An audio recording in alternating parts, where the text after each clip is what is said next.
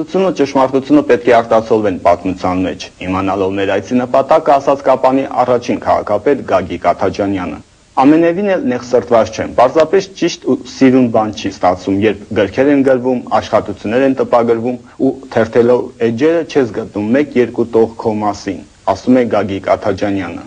Ամենևին էլ գովազդի կարիք չունեմ, ասում է զրուցակիցս, պարզապես միակարծիք է մի հարցում, չպետք է կեղծել քաղաքի ու երկրի տարեգրությունը։ Սովորության համաձայն Գագիկ Աթաջանյանը չի սիրում պատմել իր մասին, ներկայացնել արած գործերը, ինչ արել եմ մեր ժողովրդի համար եմ արել ու հնարավորության սահմաններում էլի կանեմ, ասում է նա։ 1996 թվականին ընտրվելով Կապանի քաղաքապետ դժվար էր։ Նոր ստեղծվող կառույց, ֆինանսական խնդիրներ, սոցիալապես անապահով բնակչություն։ Տարիների հեռվից է միան զգում, որ աշխատում էր առանց հոգնելու։ Ընդհանրապես նոր ստեղծված մարմինները, նոր ստեղծված բոլոր տեսակի գործերը նոր սկսում ես շատ դժվար է։ Քաղաքապետարանը ավելի դժվար էր։ Բայց կարողացաք մենք այդ վիճակից դուրս գանք եւ ամենադժվարը նա էր, որ քաղաքը ռմբակոծված քաղաք էր, ոչինչ բան չկար այդ ժամանակ, ոչ բյուջե կար, ոչինչ բան, ոչ հիմնարկներում մի բան կար, որ խնդրես մեկին, որ քաղաքի համար մի բան անես,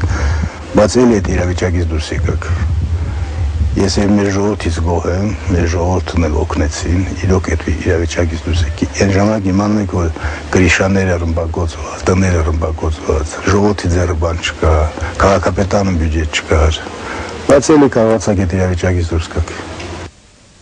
Խոստովանում է, որ քաղաքի օր չի նշել իր քաղաքապետության տարիներին, բայց շատ միջոցառումների հիմքը դրել է, մշակութային միջոցառումներ ու եկեղեցական ծեսեր, այդ թվում առաջին անգամ Սուրբ Զատիկը Գագիկ Աթաջանյանի օրոք մեծ շուքով նշվեց։ Համամիտ է Լեռնաձորի դպրոցի տնօրեն Ռոբերտ Էջանանցու հետ, որ Կապանը մոտ 3000 տարեկան է եւ առաջարկում է, գուցե աշխատանքային մի խումբ ստեղծվի ուսումնասիրությունների համար։ Անձամբ ինքը Գագիկ Աթաջանյանը չի կարող հայրենի եզերքից բացի այլտեղ ապրել։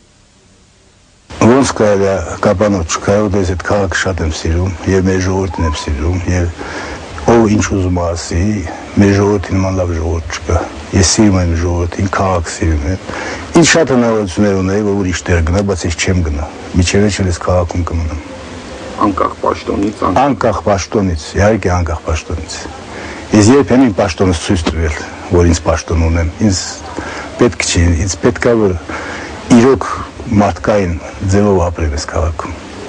Հիմա աշխատանք չունի, իր իսկ խոսքով բանջարանոցով ու այգիով է զբաղված, մեկ-մեկ գյուղից քաղաք է իջնում, հանդիպում ծանոթ բարեկամներին, իր համակարգացիներին։ Սրանից չի անհանգստանում եւ կարծում է, որ դեռ իր ուժերը օգտագործելու է քաղաքի համար։ Գագիկ Աթաջանյանը համոզված է, որ 70-ամյա Կապանը դեռ շատ տոներ է նշելու, քանզի կապանցիները արժանի են բարեկեցիկ ապրելակերպի։